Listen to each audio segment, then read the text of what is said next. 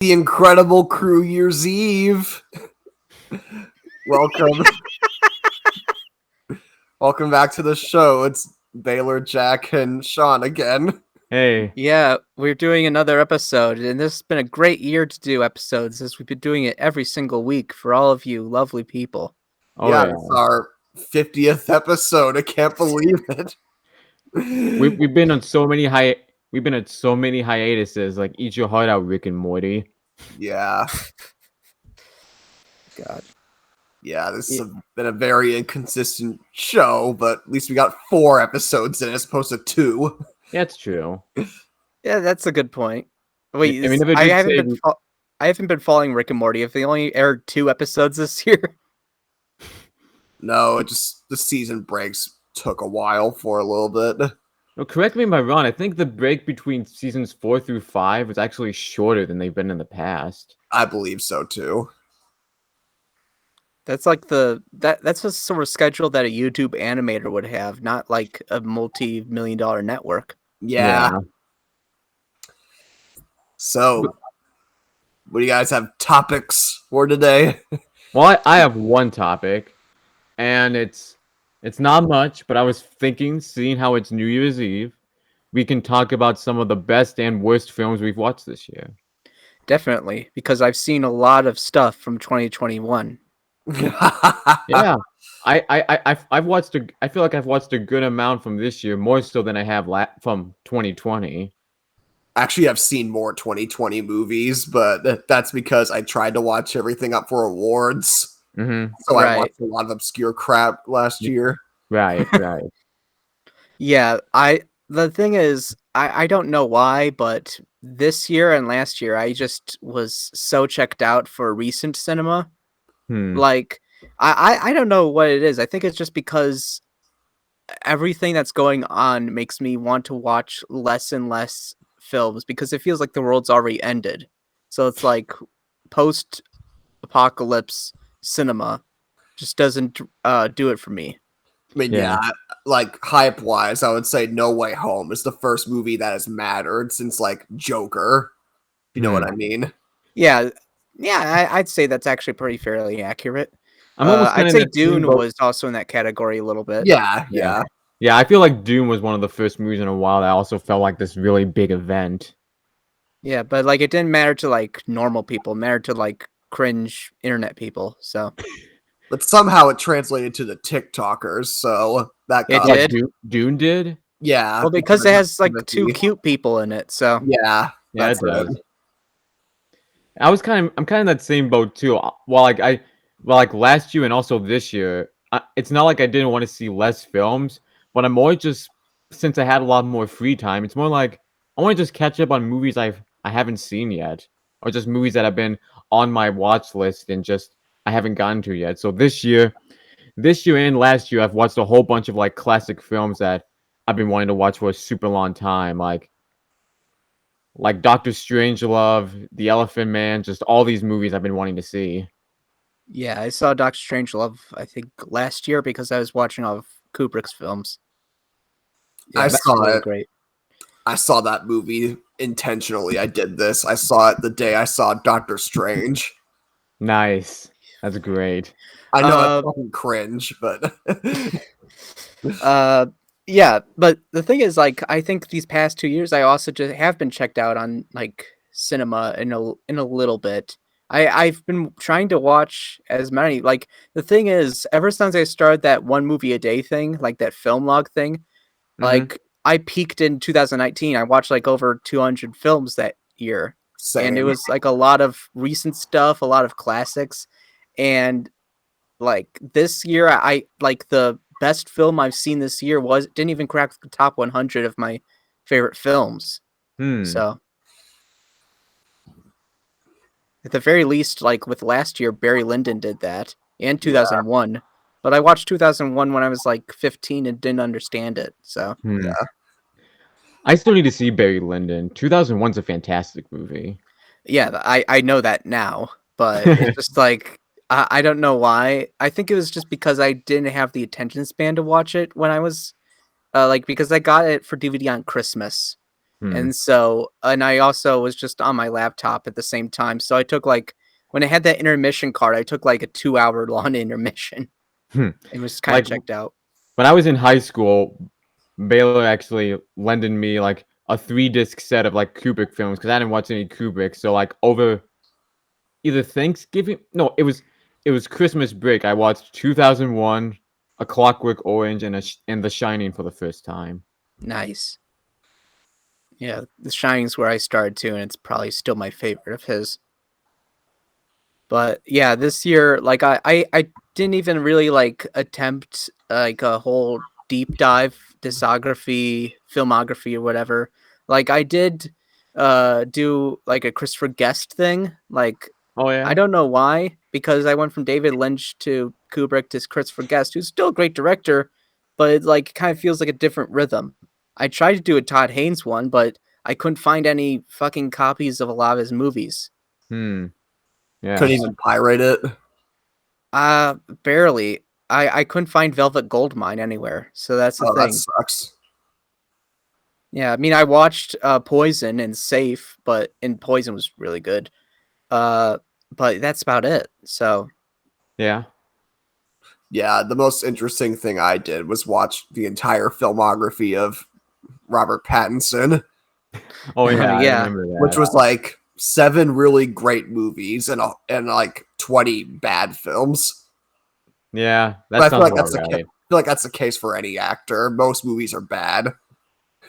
right. Well, And I mean, I think I watched a bunch unless you're of John them. Cazale, yeah, but say unless you're John Cazale, then most of your filmography is going to be like really bad. Yeah. Yeah, that's a good point. The thing is, I think I watched a bunch of filmographies, but it wasn't like any special event like I tried to do with the Christopher Guest. But even then, I didn't finish it because I couldn't find that remake he did of Attack of the 50-Foot Woman or whatever, which Mhm. apparently he did and no one else watched. So I was just trying to find that. I did watch some of his crap that he's done because he has done some crap like Almost Heroes or his first film, The Big Picture. But he did make a lot of great films as well. I don't think I've ever been on that big like on a big like filmmaking binge. I think the closest thing I've gotten to it recently is about 2 years ago. I never before then I've never watched like a Miyazaki film. So like one time I tried to watch like four at least 4 of his films just to kind of as an introduction to his stuff. So I watched like My Neighbor Totoro, Kiki's Delivery Service, Princess Mononoke, and Spirited Away. Mm. So I you've mean, never you've never seen like the complete works of one director? No. Oh. I mean, I have multiple times, but it also takes a lot of work. Like Yeah. I'm still surprised I was able to do the David Lynch one over a whole month, and I still haven't watched The Return. But I mean, yeah, it's like 18 hours. yeah, and it's also on like one streaming platform. Like so Yeah, much it's on shit Showtime. is on Paramount Plus, but I have no desire, even though it's so cheap. I just have no desire. You don't want to watch the new South Park special? I mean, don't. It's bad. I thought that was HBO Max. It's fucked up because like okay, so like the main series is exclusively streaming on HBO Max, but they got this deal with Paramount Plus to do these exclusive little episodes. They just milked it for all they're worth, so now they're billionaires. Yeah. That's nice. Yeah, I haven't watched that. I'm trying to think. I mean, I pirated the RuPaul's Drag Race All Star season, but that was the only thing that was like interesting from that whole streaming service. And and the thing is, I'm still stuck on the first 3 seasons of RuPaul's Drag Race because because of this whole we're gonna have too many streaming services thing. We're going to monopolize the entirety of this franchise and just take it away and just not put on any other thing. And so it's like, well, now I can't watch and I got to the point where it's like supposed to be the golden era, but I can't watch that now. So Oh yeah. I hate it when they don't have all the episodes on a certain thing. Like, Yeah. commit to it. Like I remember when Futurama first was like starting to get off Netflix, it got to the point where they only. I was lucky to watch Futurama on Netflix when they had all the episodes, but like before it left, they cut off like I think they cut off like the Fox run, and they only left on like the Comedy Central era of Futurama for a while. Which everybody agrees isn't as good. Right. Yeah, I mean, I am for. I forget if net neutrality means that it's for or against, like the homogenization, because I don't want there to be one company with the monopoly, but at the same time, it's getting way too spread out. We just have to wait for a bunch of these services to fail, then it'll be more streamlined. Yeah, but the thing is, they're not. Like, there's actually people who are like paying for this shit, and so there's no incentive to put like more stuff onto different platforms. Yeah, because I recently just bought a. Again, we keep renewing and canceling like our Disney Plus because of stuff we want to watch. I literally just got another. We literally just got another new Disney Plus account just so we can watch Beatles Get Back. What the hell is that? It's a new like documentary series from Peter Jackson. It takes like several hours of documentary footage from the Let It Be sessions. For some reason, my mind immediately thought, because he didn't put the in front of it, I immediately thought it was a kid's movie. Like, I thought it was about animated Beatles. Though, funny enough, I'll be right back. 1 second. Let me go grab something. Okay. We just finished. My parents and I were watching it together. I did manage to get this for Christmas, so that was pretty cool. Oh, nice. Yeah, I haven't even seen the documentary, but it's always nice to get like an album, and it's completely. And I haven't even heard this one, so I always like that when it comes to this sort of shit. It's a good album, though I always found it weird how even though all this stuff for that was recorded first, that was released as their last album. Because it was never intended to be released. Phil Spector went in and finished it. Yeah, speaking of which, we'll probably get to celebrity deaths this year, because that's going to be interesting. Yeah. But actually changing the subject, going from movies we've watched for fun, and I'm actually going to change the subject to like new movies from 2021 that we thought were good and bad. And I'll go ahead and start with this. One thing I've noticed is that I think my two favorite movies that I've seen this year, at least so far, because there's still the ones from 2021 I have yet to see. But so far, my two favorites are, funny enough, they're both the two musical movies I've seen. Because there's In the Heights, which I really enjoyed. And then there's also Steven Spielberg's West Side Story, which I also enjoyed a lot more than I thought I would. Yeah, same. Yeah, I mean, like, again, I'm looking at my, like, I have this thing where I put, like, my Oscars, so I can just say what stuff was my favorite. And it's, again, I've been so lazy this year that there's still a 7 out of 10 in my best picture. Yeah. So I would say, like, my top 5, like, number 5 is this movie called Mama Weed with Isabelle Huppert as, like, a drug dealer. It's pretty funny. Zola, which is the one A24 film I saw this year. That was awesome. The Voyeurs, which is a film that's like both so stupid, but it's so amazing. I've heard of that one. Yeah. I Care a Lot was another movie that I quite enjoyed. And then, of course, the only 10 I've watched this year is Summer of Soul, Questlove's movie. Oh, yeah, the Questlove movie. It's just so fucking good. And that was, I saw that in the theater. Like, that was my first time seeing a movie in the theater since Uncut Gems. And it was just like, and I was the only one in there.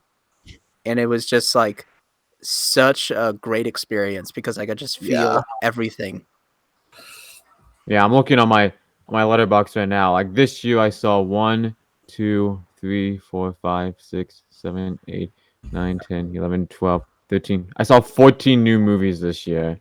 I saw Judas and the Black Messiah, In the Heights, Roadrunner, which is the Anthony Bourdain documentary, Black Widow, Space Jam 2, The Suicide Squad, Free Guy, No Time to Die, Ghostbusters Afterlife, Eternals, Licorice Pizza, West Side Story, Don't Look Up, and No Way Home.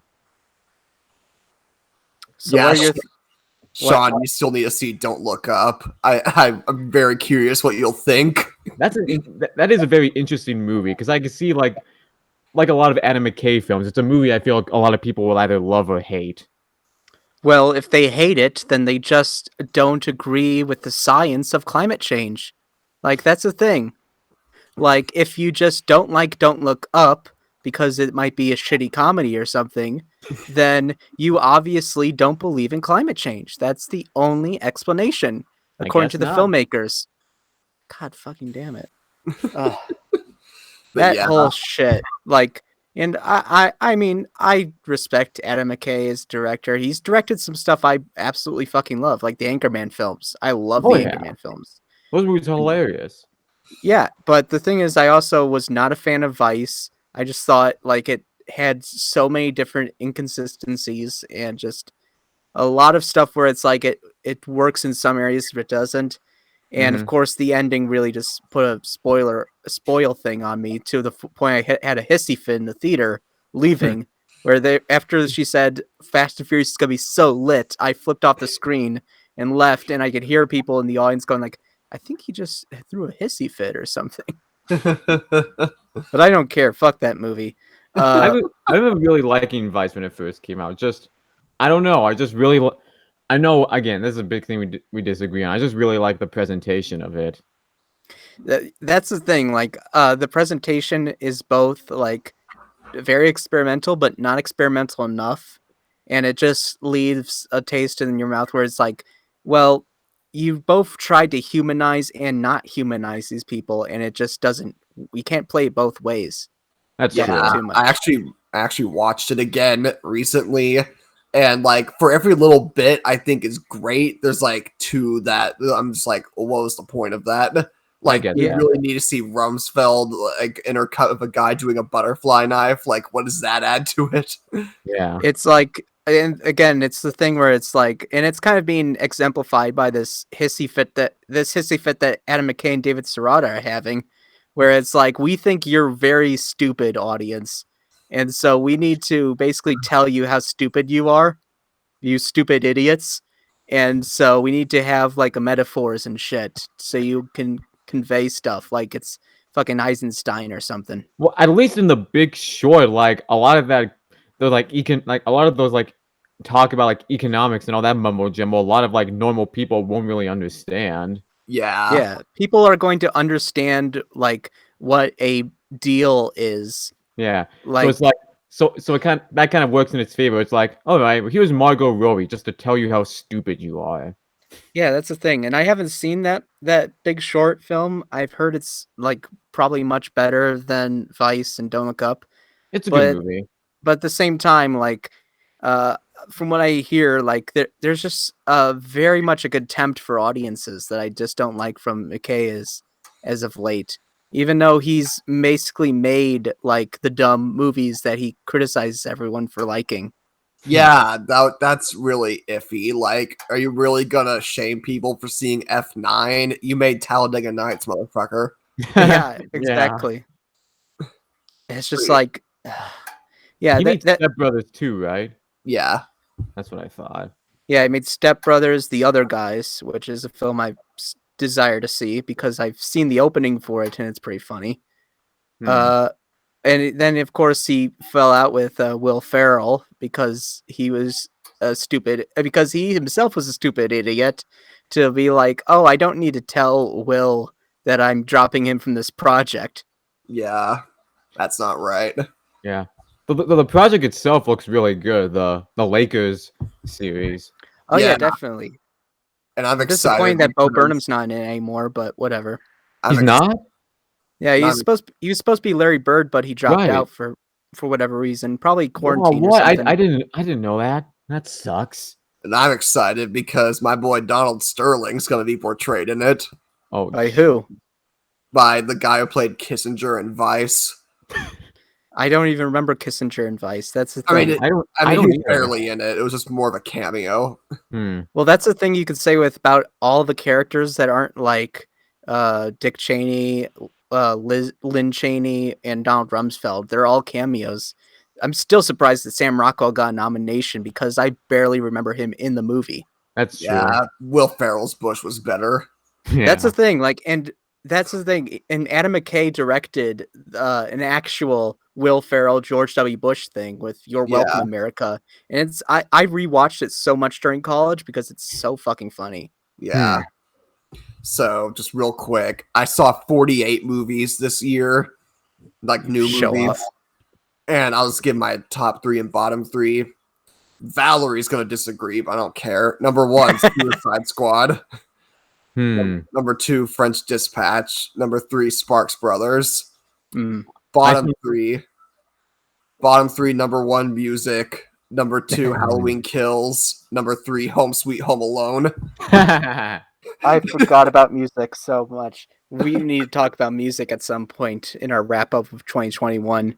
But I do love the fact that that I remember distinctly when Once Upon a Time in Hollywood came out that like Valerie was so ecstatic about the movie.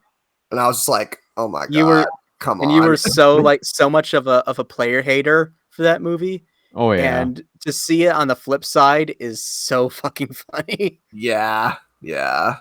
I still need to meet Valerie. I haven't even met Valerie yet. I don't know if I've Get on ever Twitter, spoken in person. motherfucker. Oh no. Oh, okay.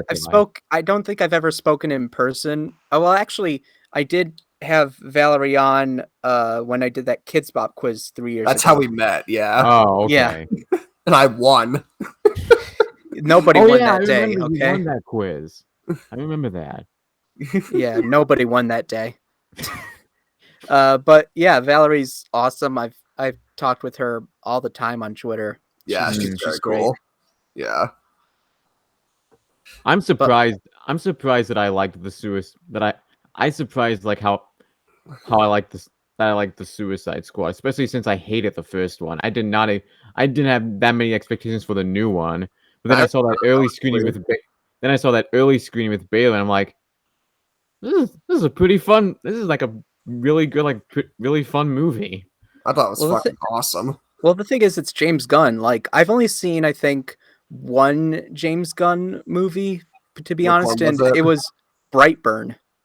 He didn't direct that, though. Yeah, I know, but, like, technically it's one of his movies. I mean, Michael Rooker's in it, so I guess it is. Okay. But, like, and the thing was, I didn't really like that movie, but it was still, like, kind of interesting, and the third act was fucking fun as hell, so. Yeah.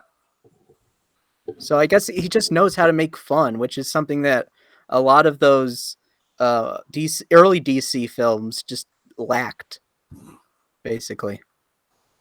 Yeah, they've learned their ways. Like even Batman, the new Batman, as dark as it still looks fucking fun. Yeah. Yeah, and it's funny just how like the inverse has happened, where the Wonder Woman was the only thing worth watching in the DCU film. And then the second one sucked ass. The second one had male rape or whatever. Yeah. Oh yeah. But yeah, like also with James Gunn, it's like his style of writing. There's a reason why both Guardians 1 and 2 are like some of the only like they're some of the only two Marvel films where you can actually like they're like discernible. They're actually unique. They're unique, and they're not just by the numbers. Yeah, that's like everybody's favorite one. Yeah, exactly. One feels different. Exactly. My favorite one is I'm trying to think what my favorite one is. Daredevil, the 2003 movie. That's awesome. With Ben Affleck. I don't know. I never saw it. You should see it. It's funny. I know about there's apparently a scene where there's like a "Wake Me Up Inside" like music cue or whatever. Yeah. Isn't Daredevil where that song came from or no? I don't think so. I mean, I'm the emo expert here. I don't think that it was like specifically for the movie. Vindicated by Dashboard Confessional was for Spider-Man 2 though. Yeah. But yeah, the Wake Me Up Inside thing in Daredevil is so stupid because like it's set to like a training montage for Elektra. Like it's setting up like, yeah, she's going to go kick ass. She dies like right after. The unearned. It's like some Deadpool shit. I love that. Yeah, only thing I've seen from that movie is there's this clip there's like this like compilation of like riff tracks moments when they reviewed that movie, and all they do is just like pissing on Ben Affleck. Of course, those guys are fucking hacks. Yeah, they're just like with all like the digital like stuff they made, like special effects technology, you think they would be able to make a virtual Affleck, one that could actually act. Cringe. Okay, well that's not true. There's a reason Ben Affleck's at the top of my list of favorite actors No, because Ben it's in Affleck's a alphabetical great order.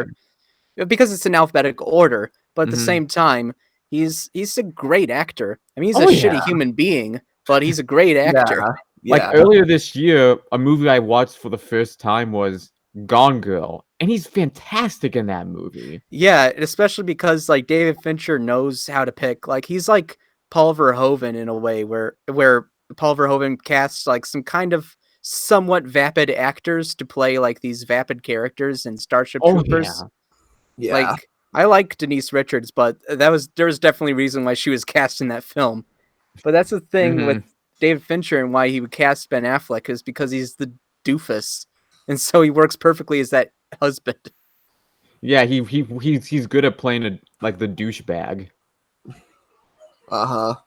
Yeah, and of course Rosamund Pike was great in I Care a Lot. I know people somehow yeah. think it's a 2020 film, but like I saw it in 2021. Yeah, and it it's counts as technically Wait. Let me It's because they check. did that weird shit with her, like, oh, we'll expand the like That was the dumb.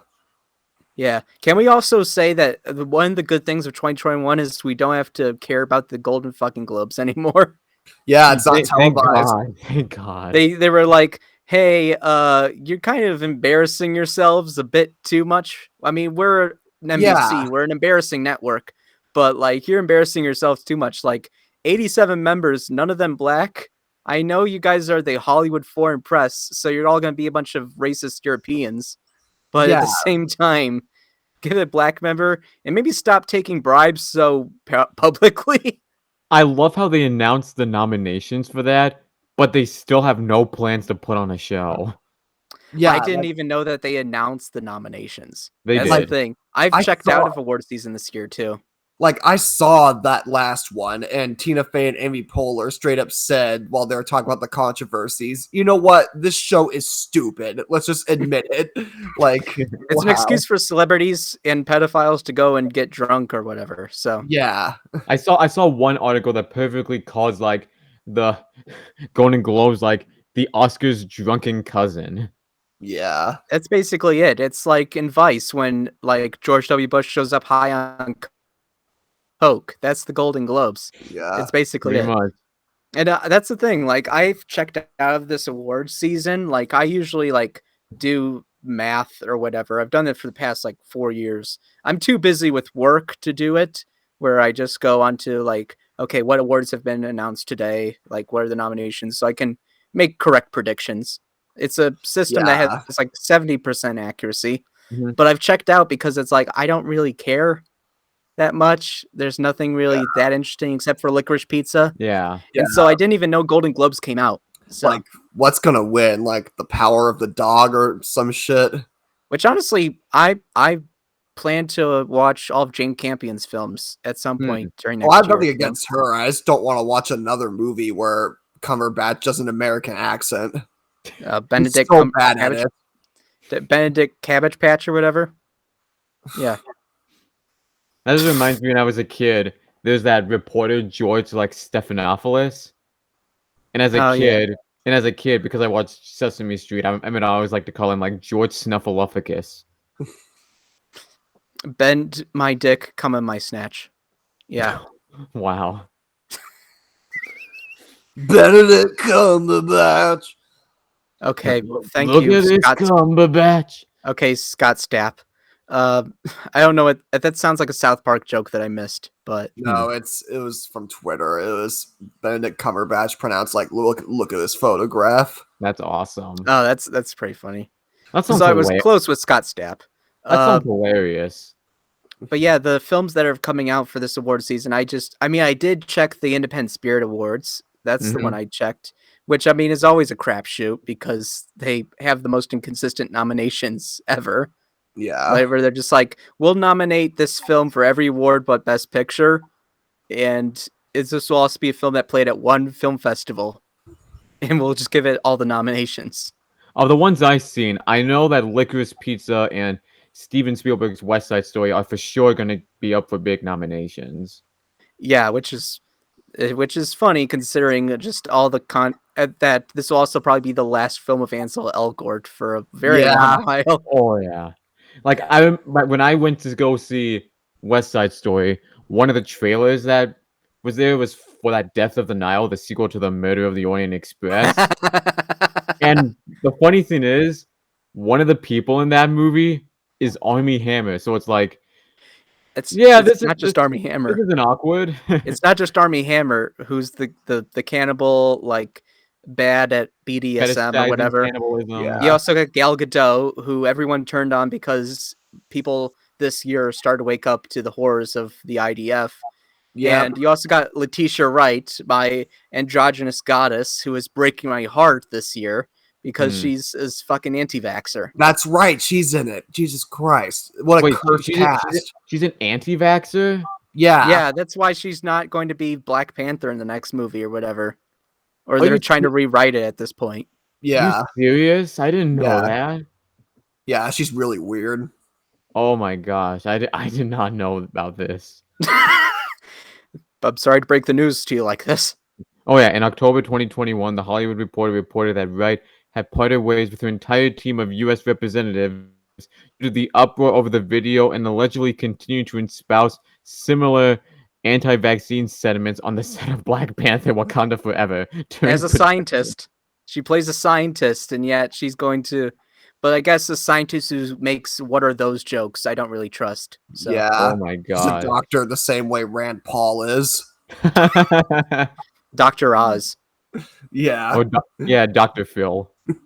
God. And I watched a video where it was like talking about how Dr. Oz is already kind of being called out for like how full of shit he is. Yeah. Because he's running as a Republican. For the past couple years, he's been completely pro-choice. But now he has to be anti-choice because he's running as a Republican. So, so full of shit. So full of shit. But yeah, that Death on the Nile looks so fucking cursed with the cast. Yeah. Oh yeah. Wait for the next one with Louis C.K., O.J. Simpson, Amber Heard. Oh, James stop. Woods. Stop. God. I'm trying to think there's probably going to be some sort of like cast that's just completely fucking cursed. It's going to be like Kevin Spacey's going to be in it at some point because he's doing movies now. You know something like that is coming. We already got that movie. He did a cameo in a Franco fucking Nero film. Yeah. In some Italy because of course Italy accepts pedophiles at this point. So yeah. Of course he was in that fucking like Billionaire Boys Club. That was shot before all this though. Oh, that's right, it was. Yeah, but I mean that was 2018. That I'm still surprised. I kind of still want to see that Gore Vidal movie that they shelved. Yeah, what happened? It's also from a great director too. I love Michael Hoffman. So it's so weird that they're just like, we're just not going to release this film. But I guess Netflix doesn't want to be associated with pedophiles. They want to be associated with transphobes, but not pedophiles. I still want to see All the Money in the World. That was pretty good. God. The one where Kevin Spacey was in it, but then they went in and replaced him with Christopher Plummer. Who was just a better choice because he's actually old. Right. Kevin Spacey wasn't. I'm still sad that Jared Leto didn't get exposed for the myriad of allegations that have been bubbling under the surface about his behavior. Yeah. And they didn't replace him with CGI Christopher Plummer. Yeah. He looks so weird in that movie too. He looks like if like Terry Guetta ate Jared Leto. Yeah, it does not. It looks like Paul Giamatti just was way too busy, or just did not want to work with Ridley Scott for whatever reason, and was just like, okay, yeah, passing. We'll just give it to someone who's not fucking old or bald. Everybody talks about how apparently his accent's like really phony. So everyone's joking about how Jared Leto is playing a better Mario than Chris Pratt is. Yeah. Well, is going to.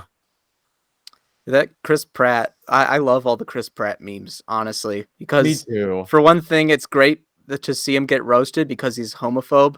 but at the Yeah. same time, like it's just amazing, like that he's taking all of these roles. Yeah, because not only is he playing Mario, but he's gonna be playing Garfield in an animated film too. That's from the same people that did The Emperor's New Groove. That which people from the Emperor's New Groove, the original people or the Yeah. Thomas Schumacher who had to change everything? The people did the funny version that was released. Oh, Okay. right, because it wasn't supposed to be.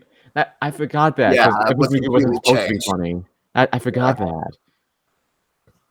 I mean, I'm fine either way because I love Emperor's New Groove. So, Oh yeah, it's a super funny movie. speaking of super funny movies, let's talk about music. That was a big moment in 2021. My mom wanted to see it, and I straight up said to her, I forbid you to see this. You're too impressionable. You cannot see this. I've never seen music. I don't plan on seeing music. It's not worth my time. It's really not. I mean, it's if you're into movies where you're just like, I can't believe everything happens in this movie. Like, I've just heard all the stuff behind it and all the stuff that happens in the film regarding like how they treat her and stuff, and I'm just looking at all this and I'm just like, oh the no, best part oh is it's not no. just like the ableism and the autism, it's also racist, homophobic, and all these other Yeah. things. Like the one black character has like AIDS or at some point, I Oh, think. Leslie Odom Jr. Yeah. And then they have like a random like Asian kid and they're trying to make it like super woke or whatever, but He they're just just had to like, die. yeah, he just dies, you know. And then they have Ben Schwartz play like a very clearly queer coded, like it's almost Hmm. beating you over the head, like, oh, he's in a pink robe and he opens the window shades like this, and it's like that. This is definitely a Sia direction. It's like, we need you to act gay. Please do that, Sonic. Make it seem like every other word that comes out of your mouth is gorgeous. That's basically it, like Ben Schwartz was kind of like restrained, but not too much. It's very apparently they filmed the movie in like 2017, Yeah. Oh yeah, yeah, which yeah. explains so much about it. It explains so much why it was like held back, and I don't know why now was the time to release it. Maybe because like quarantine or something, where it's like C's bored. It's like, let's ruin my career for whatever reason. Yeah, Yeah. because this movie just has like career ender written all over it. Yeah. Yeah, I have two things about that movie. One, probably the worst scene, and that's saying a lot, is Sia'S Cameo, where Oh, she's she has just a in a cameo in it. where she's just in a like a beauty like face mask, like a detox face mask and like slippers, and she just goes like, I'm going to take a private plane and deliver medicine to all the islands. Like, fuck off. Is that really how you see yourself? I'm so important. And two, it's also clear now from the horrifying shit we now know about Sia and Maddie Ziegler that she straight up groomed her. Mm. Jury's still out on that, but it's probably likely. That I did It not also know. could just be that she's a failed Michael Jackson. Like she wanted Ugh. to be Michael Jackson, but she Oh couldn't be god. it. Ugh. Yeah, it's really fucked up. Why would you sleep with a minor? Like, as But it's like I know Maddie Ziegler was obviously casted because favoritism. But it's like, and then there's also the reaction where it's just all these people saying it, and then Sia just comes out saying like, well, maybe you're just a bad actor. It's just really just childish and petty. Honestly, it's kind of fierce just to be like that unself-aware, Oh yeah. because you're just like, okay, now I know exactly how you feel Yeah, about I was about to autistic say, people in general. yeah, so you obviously at no point thought this was a bad idea. You obviously are writing the script thinking like, this is the best shit that's anyone's ever written. People are gonna eat this up. It's like it's that sort of transparency. Like I just saw a tweet today that was like, we need to talk about the misogyny of Ghislaine Maxwell's trial. And Oh fucking yeah. Amy Siskind said that, and then people were like, we saw all your tweets praising Bill Clinton and Malcolm Gladwell.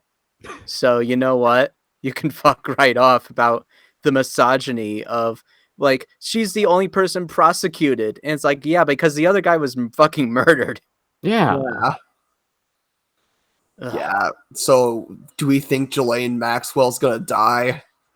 If she says anything. But then again, apparently R. Kelly's still promising to rat on people, and he's not dead yet. Hmm. We'll see. Yeah, that's another good thing about 2021. R. Kelly finally fucking went to jail. Thank goodness. And apparently, like, you can actually... And here's a good thing. If you're still one of those people who likes his music but doesn't like him as a person, apparently, if you stream his music, some of the money actually does go to his victims. Really? Apparently, like, one of the victims actually sued, and now she owns, like, some of the royalties. Yeah, like, I even though I really like this song, it's like, at least now I know I can hopefully still listen to Ignition, because say what you will about R. Kelly, that's still not a bad song. Yeah, I mean, like, there's a reason why he got away with so much is because he was talented. He was a talented pedophile, but... Yep, pretty much. He's Todd Machadow's favorite singer. Not anymore. He said that a lot, though. Did he? Yeah, like a lot of his videos. Why does he love pedophiles so much? God. Well, I'm sure that's changed now. No comment there. Yeah, that's... I'm not going to... This is the thing. Like, we're talking about the positive. I'm not going to talk about any Lindsay Ellis shit. I'm... Oh, yeah, she retired. Yeah, she's no longer on the internet. That's right. And I'm going to... Out of respect for everyone else's and their opinions, and for respect for all the white women who are mourning the loss of their queen... All the white gender woman. Yeah, who are basically saying, all you transgenders just need to shut the fuck up. All you Asians just need to shut the fuck up. I'm going to mourn their loss at this point and just say, you know what? She was talented at what she did. So, you know, I may have disagreed with her on her choices of friend groups and bi erasure, but you know what? She meant a lot to a lot of people. So, Godspeed. Yeah. Weirdo. I could say this. She did make a lot of video essays that I really liked. Like her Rent video essay, her one over like the movie musicals. Those are all still, I still think, like pretty solid like video essays. I can't watch any of them with all the baggage that I have from that whole fucking Shay Apocalypse group. But, I mean, I can't really watch them in good taste that much anymore. But again, and out of curiosity, I watched one of her last videos she posted online, which is basically she talks about Love Never Dies, the sequel to Phantom of the Opera. That was an alright video. Yeah. I just haven't watched anything since like her 9/11 video, but that's about it. Yeah. But I'm trying to think. Steel beams. What? Nothing. Don't bother. Don't acknowledge it. Just move on. Let's just keep moving forward. Let's just know. Yeah. Happy anniversary, Al Qaeda. Anyway, 20 years. Good 20 years. Yeah, that's right. This was the 20th anniversary. That's not something to celebrate. I watched the Family Guy episode. Wait, I just realized. This is kind of a weird thing. I just realized that like the first cases of Kaposi's sarcoma were found in 1981. So this is technically both an anniversary year for both AIDS and 9/11. Ground zero. So this is where the first guy got AIDS. Jesus Christ. Jesus Christ.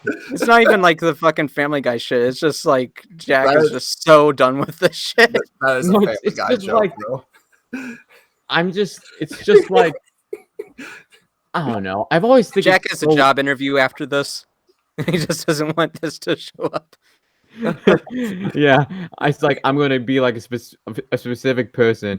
Like I'm gonna be like a successful person, and this shows up, and just like I'm gonna get canceled.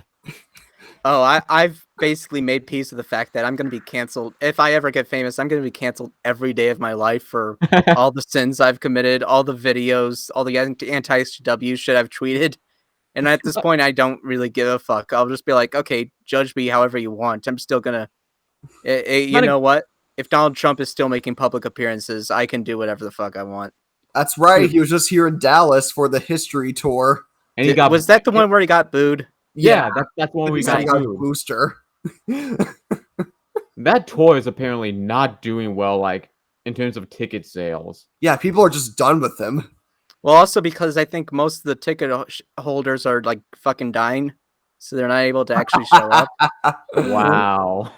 That's awesome. Did you see that fucking map? I tweeted earlier today some doomer shit about there's a map that like every single state in the United States is now like a hotbed for COVID. But it's okay. It's up to the states. Joe Biden said so. Joe Biden fucking poochied out of here and said, I have to go back. My planet needs me. Yeah, that's right. Wow. And it's like, oh my God. I was like, and he went to his fucking vacation house in like December. How do you go to a fucking, would you go to a fucking beach house in December just to let us all die? Because what are you going to do in wintertime at a fucking beach house on the Atlantic Ocean?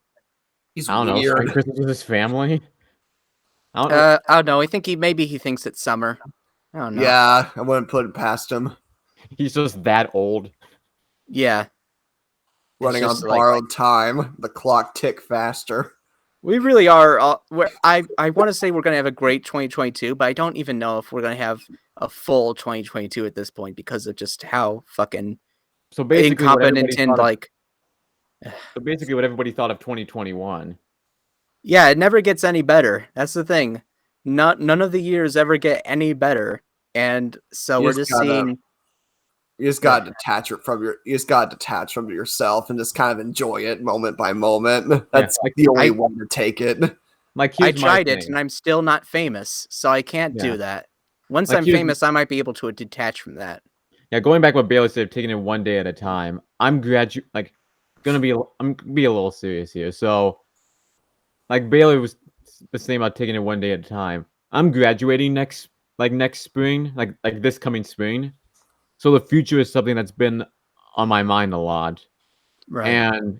And it's kind of got me like, it's kind of made me like anxious. So in order to like make up for that, I've been trying to just take it one day at a time. Yeah. Kind of live in the moment. I mean, I tried to, but I mean, like, I also have a job now. So it's like I have like a lot less free time. And so it's kind of hard because like with quarantine, I used to be able to enjoy like all my free time. But now that I have to, be part of working society or whatever to make my parents think that I'm worth something, then, you know what? I now have to work. And so it's hard to be able to be like happy about things. So, yeah. But that's just me. That's just my outlook on life. But at the same time, I think maybe things might get better. I'm writing a lot more, so. Changing the subject and kind of going back what we were talking about earlier. Here's a question I have for you two. And I've asked this to Baylor once, and I don't think I've asked this to Sean. Why do you think, again, because we were talking about how like Family Guy and all those 9/11 jokes in Ground Zero, why do you think people still make, and even stuff on YouTube, like those meme videos, why do you think there's a lot of people that make joke videos about that kind of stuff? Because it's funny as hell. It's the only way to cope with it. It's the only way to understand it. We're never going to get it, so we might as well just... Yeah, we can't undo 9/11. So we might as well dig into our raw impulses about it. Yeah.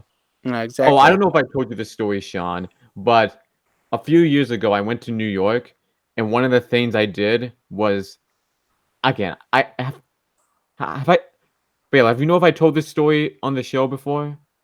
I don't remember. We'll have to go through the 49 episodes we've done to see if we told this story before. Well, if I have before, again, if I have before, sorry if I'm repeating myself, but I was taught, one of the things I did there was I went to the 9/11 museum, and I was just talking with Baylor about how it's a really like well-constructed museum. It's a very solemn, very like somber museum, and the first thing that comes out of Baylor's mouth is just, "Oh, hey Jack, you know jet fuel can't melt steel beams, right?" and I just went, "What is wrong with you?" Most of the time, I'm just like thinking like because Red Letter Media has basically the best 9/11 jokes. Oh, That's why I mentioned AIDS and 9/11 because that's one of their bits. So it's like our viewers are interested in AIDS, 9/11, and Star Wars. That's their big three interests.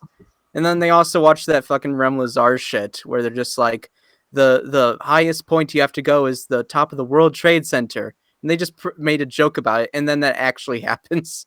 oh God. Where they're like, but my dad said there were buildings, and there are two of them, and they're just like, oh shit, it's actually happening. We predicted the fucking future. Jeez. It's fucking nuts.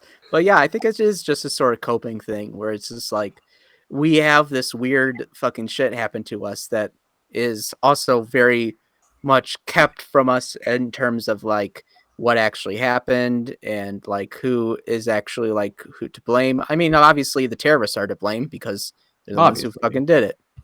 But at the same time, there's also a lot of different elements that at play that led to this fucking shit happening. And so because we're not allowed to really like dwell on this, we just make fun of it because it's like this is such an absurd event in our lives. Like the absurdity of life is what really is at the root of like all these 9/11 AIDS, Holocaust jokes or whatever. So Hmm. Yeah, that's a good way. That's a good way of thinking about it. of course, like the one jokes you can't do now, which I mean you can do, but just not in the way Dave Chappelle's doing it, is trans No. jokes because Hmm. he's fucking shit up. Oh yeah, I remember Will told me about, like my brother Will told me about all that Dave Chappelle controversy. It's like it's so dumb because it's like it's very clear like he is punching down because he all he does it would work if he himself was like in on the joke and was self-deprecating, but he's Mm-hmm. not. That's never been Dave No. Chappelle's MO to be self-deprecating, really. No. Yeah, I haven't watched much of the new specials. I just don't care. Hmm. Me neither. And also I don't watch Netflix anymore because of the fucking them firing trans employees for sticking up for themselves. That was bad. That was bad. Yeah. Oh, speaking of that, Sean, did you know Louis C.K.'s coming out with a new special? It's just called Sorry. Sorry. So It just should be like Louis C.K. doing the fucking BP oil spill thing, where he's just on the naked on the bear rug, just saying sorry. yeah, I actually got that ad on television. I couldn't believe they let him buy ad space. No, I got that ad too, and it wasn't even on like a late night thing. It was during like primetime ESPN, and there was just an ad for Louis C.K.'s new special. What the hell? Where's he even getting this money? I have no He's idea. Louis C.K. Of course, he has the money. Does he though? He seems to not have that much. No. He had. I would say like he probably maybe saves his money really well because he had like he's done a lot of writing for like a lot of prominent shows. He had a Mhm. big show on FX and was like producing like Better Things and all this other shit. Yeah, he won a And lot of so awards for it. I would agree, but at the same time, he's also the same guy who tried to buy a Ferrari with a credit card.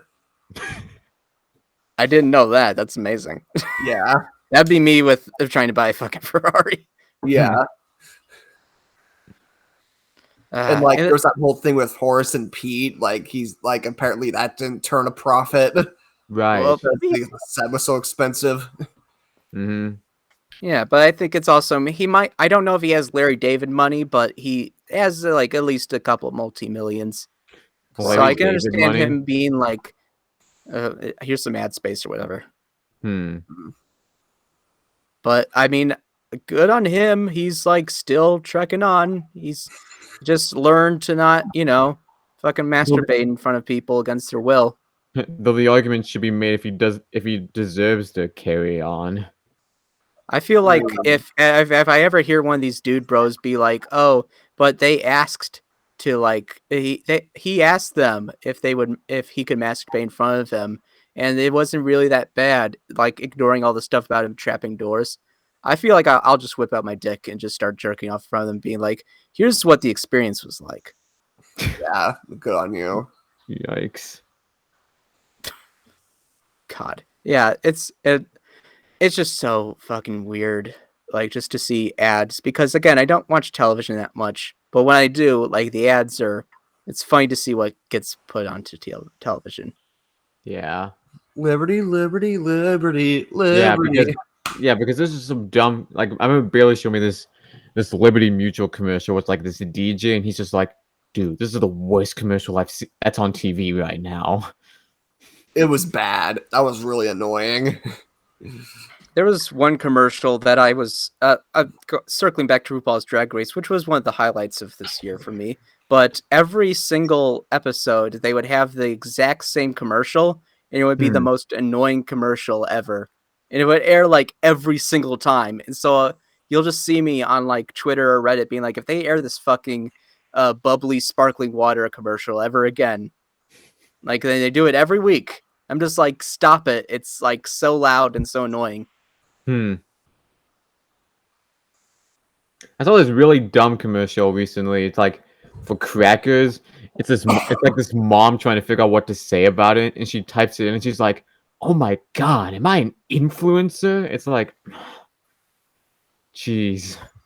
Also, like having to be in radio commercials are where it's at though, because have you guys? Here's the thing. I've been trying and wrapping my head around how to do a tweet about this, but there's this commercial on Spotify and the radio that's like, you may be into punk rock, you may be into house music, you may be into techno country, but here's something you should hear. Please get vaccinated. Do you like post-punk rock? Do you like trip hop? Do you like math rock? If so, please don't get vaccinated. It's just like fucking Do you like shit. MTV? Do you like Steven Spielberg? Do you like Huey Lewis in the News? If so, try getting a reservation at Dorsey now, you fucking stupid bastard. Do you like the Beatles? Do you like Led Zeppelin? Do you like Queen? If so, get out there and fucking vote. Do you like Bubbles? Fuck you, fuck you. And of course, Baylor and I have actually seen that movie. I own You it. have? Yeah, Baylor actually owns the movie. He bought it at like Walmart for $2. What's the point? You're not having the true Ookie Loves experience if you're not seeing it in a theater with your My bubble parents vines. wouldn't let me. I wanted to go see it. My parents wouldn't let me. You were too young. I was in see 8th it. grade. I couldn't go by myself. Yeah, That movie would have warped your fragile little mind. God. Man, yeah, I did watch some shitty kids movies this year. I rewatched a film from my childhood that I remember not liking even then, How to Eat Fried Worms. Oh, I remember that one. Yeah, I was just like, I wonder if this movie's because I have a lot of like shitty kids movies in my worst of movies list that I haven't seen since I was like 8 years old. And so I'm like, are these films actually better than I remember them? Because most of the time, if I give them bad rating, it's just because I was so bored. Yeah. But I was like, oh no, this movie's worse. This is like Sallow for fucking kids. Oh, Yeah, I remember that horrifying scene from the trailer where they like explode a worm in the microwave like it's a gremlin. Oh, I remember the time he's like, no worms were harmed in the making of this film. Worm explodes, not even this one. Exactly. That's what happened in the trailer. And the thing was, I remember that book from when I was a kid, so I knew about that movie going in. But at the same time, rewatching it now, I'm just like, oh, this is like not even that funny. Like this is just kind of just being gross. Yeah. Ugh. Speaking of shitty kids movies, actually it was last week, Baylor and I watched Home Alone 4. Taking Back the House, yeah. Yeah, I've now seen the entire Home Alone franchise, and the third best one is somehow The Holiday Heist. The fifth one. Yeah. Well, because Malcolm McDowell's in it, and he makes anything better. Yeah. That's the thing. Like, I have my own reservations. Even as a kid, I think it was because I was starting to grow up at that point when I watched Home Alone 2 for the first time, and I was like, this is fucked up. This is a fucked up movie, and that's also so That's why- repetitive. That's why Yeah. I love it. Yeah, that's the though. thing. The first one's a good. I saw the first two for the first time when I got older. The first one is a good movie, but yeah, when I didn't like the second one. I'm watching it because it also doesn't help that I watched that one immediately after, like shortly after watching the first one. So I'm just watching. I'm just like, this is the exact same movie as the first one. Nothing Yeah. has literally nothing has changed. I still love it though. I love Home Alone too. Oh, I've there's still a lot. There's still a lot of people that think Home Alone 2 is better than the first one. I don't know if I go that far, but I still think I- it's awesome. I mean, there's like elements that I can understand where Tim Curry's great. Like, Oh yeah. yeah, he's great in that film. There's some interesting gags, but it's like so repetitive, and the elements that they do add is like, you know what? We're just gonna throw bricks at your fucking head, and let's pull a fucking gun on Kevin McAllister. Why Yeah. not? I'm on cocaine. I don't give a shit. Turtle doves. You give someone special a turtle dove, you will be friends forever. I will say this though, when I rewatched Home Alone, the first one, it was much better as an adult because I was able to like appreciate just like, oh, this is much more wonderful, like and Oh, yeah. nostalgic. Yeah, Like, it's all the- definitely like that was definitely the highest point for like John Hughes in the 90s. So Yeah. Yeah. There's a lot of great things about the first one. The writing's better. The comedic, like the traps are still a lot of fun in that one. And then of Yeah. course you got the John Williams score, which is, I mean, it's John Williams, so everything he touches turns to gold. yeah, I mean like at the same time, the only Joe Pesci Christmas movie I'll watch is Goodfellas, but Me too. yeah, that's my new tradition of just watching Goodfellas on Christmas Eve because it's so just like so quotable and so fun. So Oh. Yeah, I rewatched that movie for the first time in years because my brother hadn't seen it, so I rewatched it with him. That movie's amazing. I love that movie. That movie's so good.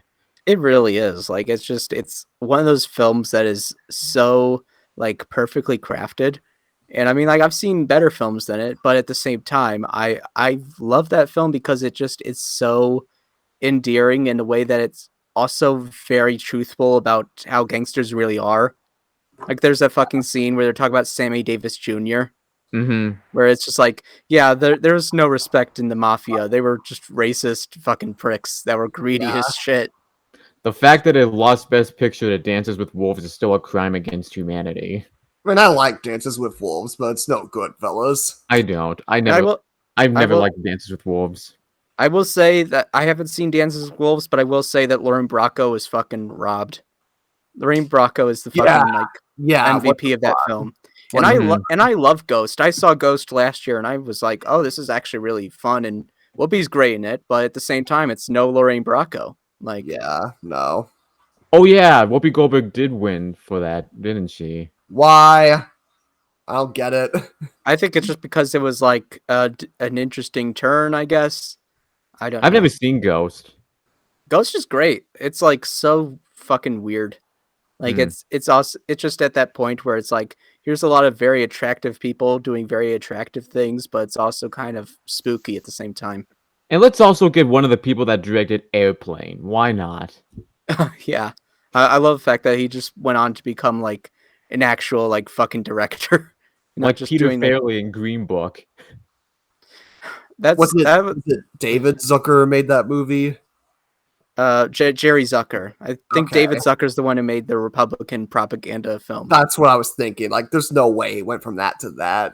Yeah. Where I read up on that fucking American Carol thing, and I was just like, this is a real movie, huh? Yeah, that shit is horrible. It's like the worst political film I've ever seen. Farrelly's been convincing me to watch an American Carol for years. I don't know about that. Well, it feels like you've been wanting to show me that. I don't know. I don't want to see it again. And the thing is, like, I think you can actually make a probably good parody of Michael Moore. And I like Michael Moore's films, but at the same time, he's a fucking fibber at heart. yeah. Like, he lies a lot in his documentaries, but at the same time, they're great fucking documentaries. But you can make fun of how, like, inaccurate some of them are. You can make fun of just, like, the sort of just grabbing at straws to try and create a new narrative. Like, you can't make that, but if you're a Republican, you can't make it because you're not funny. Yeah, just the best they can do is just say, "Oh, well, you're fat. You're fat." Yeah, which to be fair was also Team America's joke, but it was done much better there. Yeah. God. Yeah, I'm trying to think of like that's also probably the reason I won't watch Don't Look Up at this point in time is because I'm also kind of checked out on fictional politics at this point. Yeah, I get that. Yeah. Yeah, it's I kind of get that because all this stuff in Don't Look Up, it's like it's obvious what they're trying to say in this movie. Yeah, I heard there's a Especially scene near where the they're end. actually like, "This is a real agency," and then they stop the movie full stop to just say that.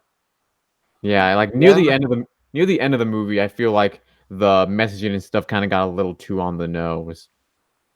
Well, that was the thing with that I didn't like with Vice was that it was like not just on the nose, but it was like virtually breaking your nose at that point because it was pressing it in so hard. Yeah. But again, Vice was 2018. Let's talk about 2021 but I think it was in terms of movies an okay year. It's no Yeah. 2019, but it was Yeah. a decent year, I would say.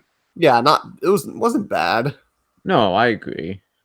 It was way I, better than like, I don't know, 2018, I would say. yeah, I thought 2018 was a really good year. I mean, there's great movies every year, but there's also the thing where it's just like, what's the quantity? And I think Yeah. like with 2021, even though I didn't see that many great films, I can understand that there was like a lot of films that resonate with a lot of people. So Mhm. Like Shang-Chi. I haven't seen it. I don't know. I've haven't only either. seen the video game cutscene, fight scene, or whatever that someone What was do you posting to mean? be. There was apparently some fucker was like, "Hey, you're saying that the Marvel films don't have good cinematography or action choreography? Well, here's a scene from Shang-Chi." And it was playing like the ending battle, and it literally looks like a video game cutscene, and they got their ass handed to them. Yeah, it's whatever.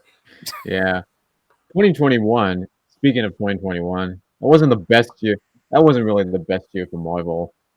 They had one good one, which is more than I can say for some of their other years, but Yeah, because Yeah, they had unfortunately. not only did they have Black Widow, which wasn't very good, and Eternals, which I also saw that wasn't very good, but then they also opened Avengers Campus in Disneyland and the Spider-Man ride, which everybody says is just not good, and literally the equivalent of a Six Flags ride.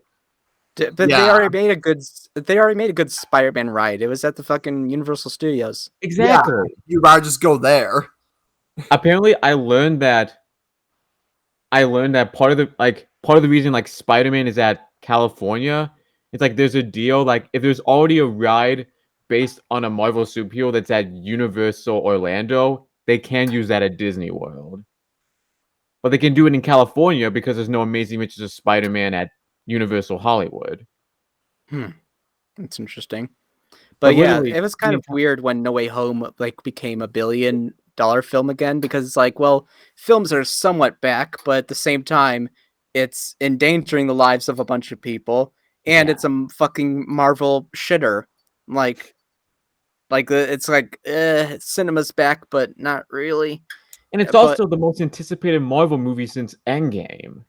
It's the only one people asked for. That's the Exactly. thing. yeah, and I do sympathize with Chloe Zhao a lot because I watched all her films this year, other than Eternals, and she's a great fucking director. Writer's a fantastic film, but the thing is, you're just gonna have to like take your licks at some point when you go from quiet like indie films about like struggles of poor people to making a fucking Marvel Marvel, movie with Angelina Jolie. Like, exactly. ugh. But yeah, literally the going back to what I was earlier, literally the Spider-Man ride at Disney World is like you're in this car and you just go around and you stop at like some kind of 3D screen and literally all you do is just sit there and just like Oh, it's one of those rides. Oh, yeah. it's like one of those screen rides. Oh yeah. And you're I've literally heard just about sitting all of there those doing from. this all the time, trying to score points, and it's like not only does that not sound fun, but I imagine after a while of just flinging your arms like this, Your arms would get like tired, wouldn't they?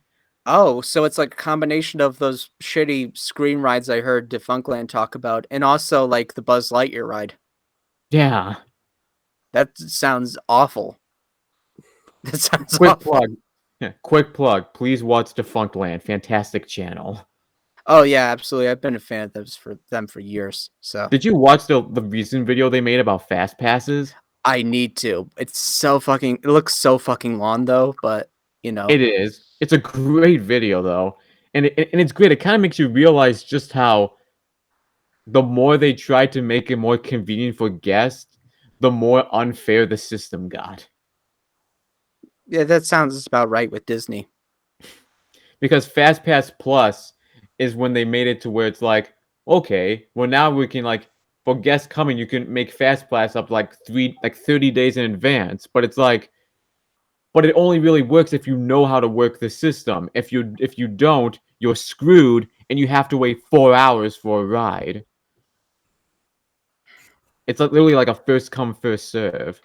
At least I with mean, the paper At yeah. least with the paper fast passes, that was also first come, first serve, but it was an easy system to remember, and and again, it was like a specific time frame where it's like, it was available for the day until they just ran out. With Fast Pass Plus, like, there's like ride fast passes that will be gone like months in advance. So that's just not fair.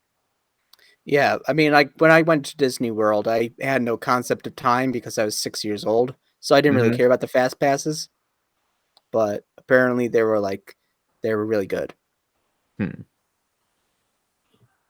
Yeah, yeah, but at least cinema is back, I guess. Sorry, I just went off a little tangent about fast passes in the middle of I'm gonna cut that out. There's nothing you can do about it. Okay. Wait, what the fuck? Wait, what the fuck? What? Why that?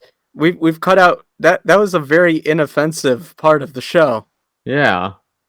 I'm just threatening it. I'm not actually gonna do it.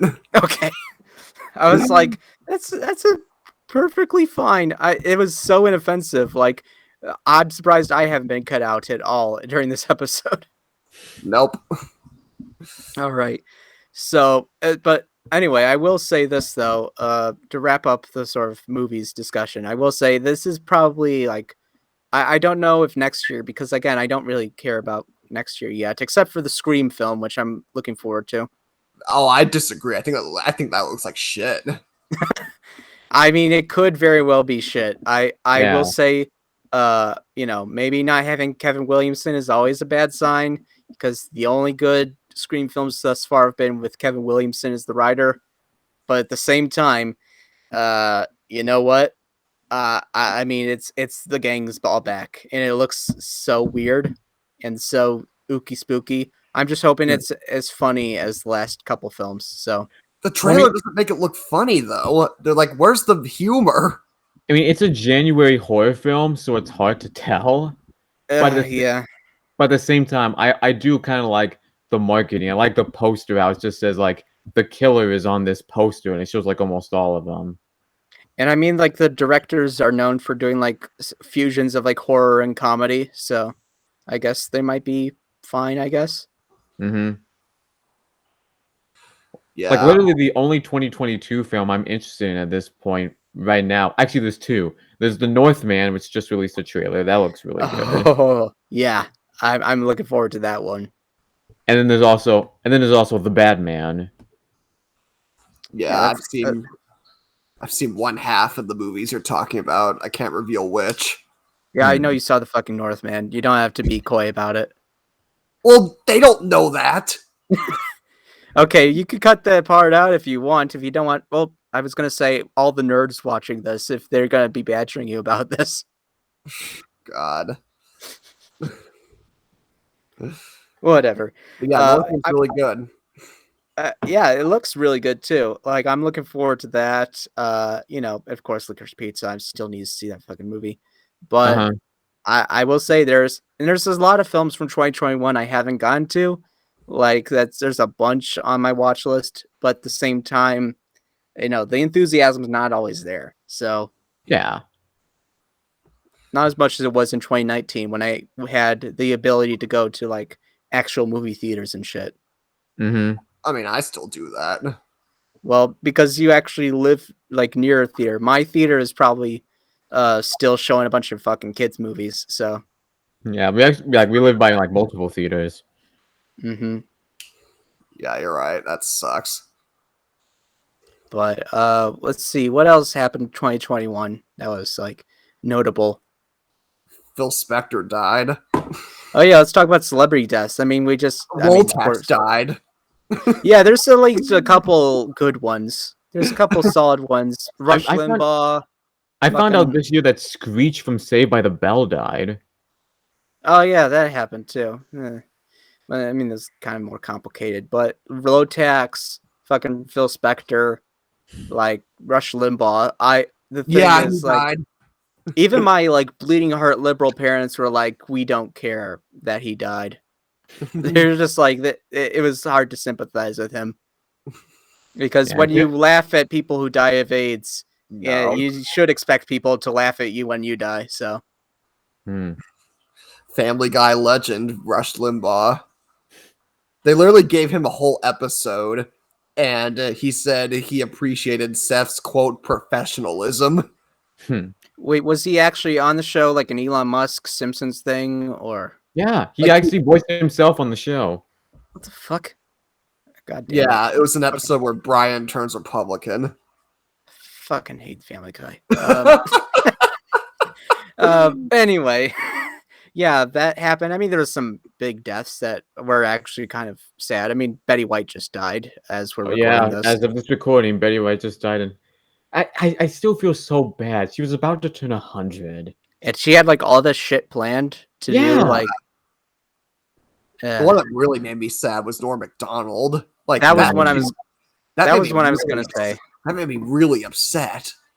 Yeah, because like he's like say what you will about whatever politics or whatever, he was a fucking legend. That's the thing. Yeah.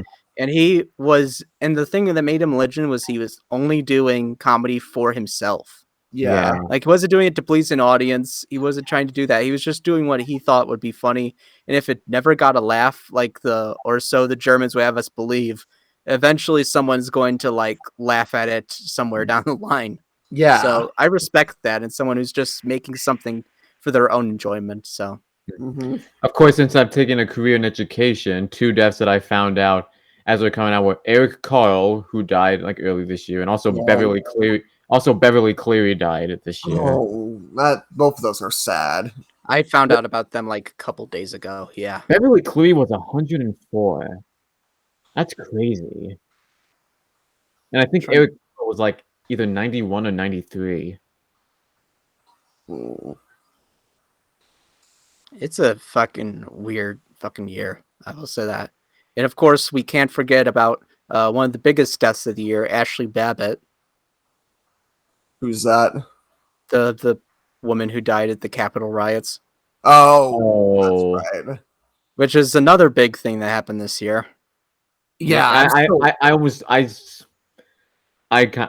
almost kind of want to say I don't want to talk about it. Just I'm still appalled that they got off so easily. Like if they Of weren't course they white, did. if they weren't white, it would have been a fucking bloodbath. much There like was- much like my feelings watching on TV. Whenever I just think about it, I just get angry. Yeah, it's appalling. It's Yeah, fucking that's the thing. appalling. Like all this politics shit, the fucking leaving us all to die while you go into your fucking home, which we criticized Ted Cruz for doing this year, which I'm sure you guys probably remember because you were in the fucking Yeah, state. that Oh goddamn yeah, blizzard was this year too. the power grid fiasco of 2021. And we are all like, and most of the liberals online were like, "Fuck Ted Cruz for this," but they won't say a fucking word about Joe Biden going to his fucking home. No. Mhm. No. All the fucking tribalism that I hated from 2020 is still alive, and it's even worse in 2021 because so many people are becoming more apparent to the fact that everything is full of shit. And there's still some Right. people who want to have their fucking tax cuts, being like, no, everything's still fine. The system works or whatever. Ugh. Am I the only one? And then Nice save. and then 2 days ago we lost John Madden. That's right. Oh yeah, fucking John Madden. Yeah, yeah. My thought just went to fucking AVGN, going, who the fuck is John Madden anyway? Of course, also of course being a theater kid, one that hit hard for me was Stephen Steven Sondheim. Sondheim. Yeah, that was a Oh surprising my one. god, that was this goddamn year too. Yeah, it's weird, like, that it's surprising, like, I'm trying to remember, like, some years where it's like, did this happen this year, or did it? Because I was trying to remember if Roger Mitchell, the director of Notting Hill and Changing Lanes, died this year. I think he did, or it might have been last year. Either way, another fucking legend there. For a while, I thought Sean Connery was this year, but he was last year. Yeah. It's so fucking just, and also Trevor Moore. That was another one. Oh yeah. It's a fucking weird year. I mean, famous people die every year, but you never really expect it because it's like, it's fucking people died. A big one I remember. A big one I also remember this year was DMX. I forgot about that shit. Fuck. It's one of the greatest fucking homophobes that I will ever fucking know. Yeah. Yeah. Yeah, it's a weird fucking year. But I will It say there is. was a lot of also weird shit that happened in terms of news. I will say we came out strong at the beginning of the year with fucking Bean Dad. If anyone remembers Bean Dad. Yeah. Yeah, I do. I don't know why that was the first Yep. thing to come in my mind when I was trying to come up with this bit. But Bean Yeah. Dad was. God. My mom was so pissed off at Bean Dad.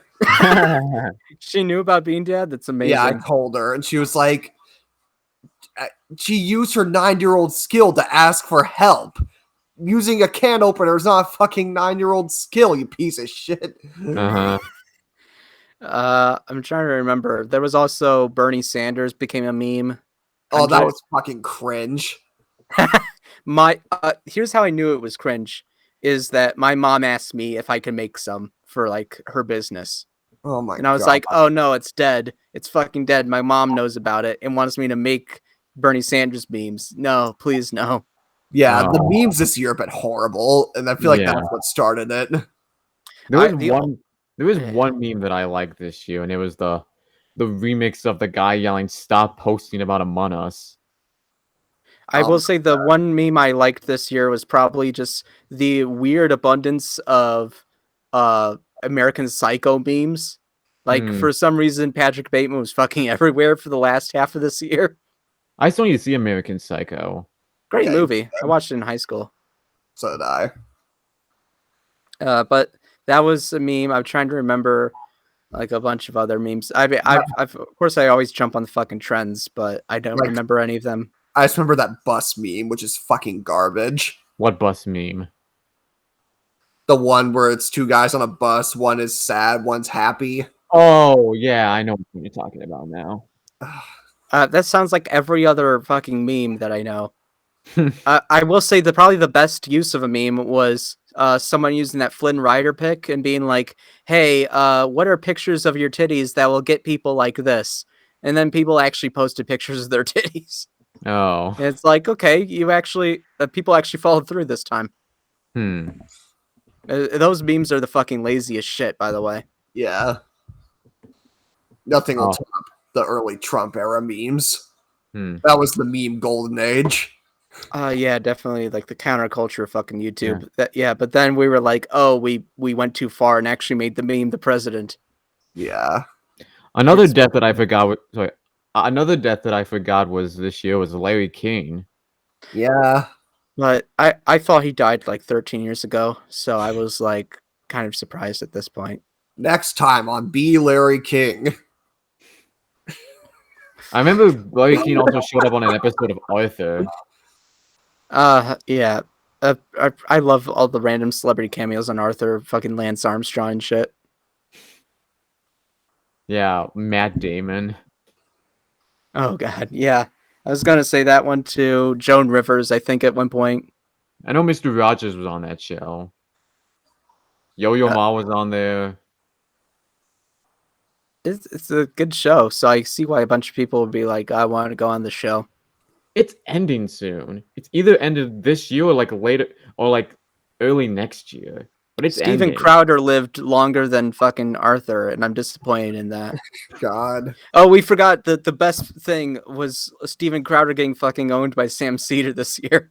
Yeah. Steven Crowder is a coward.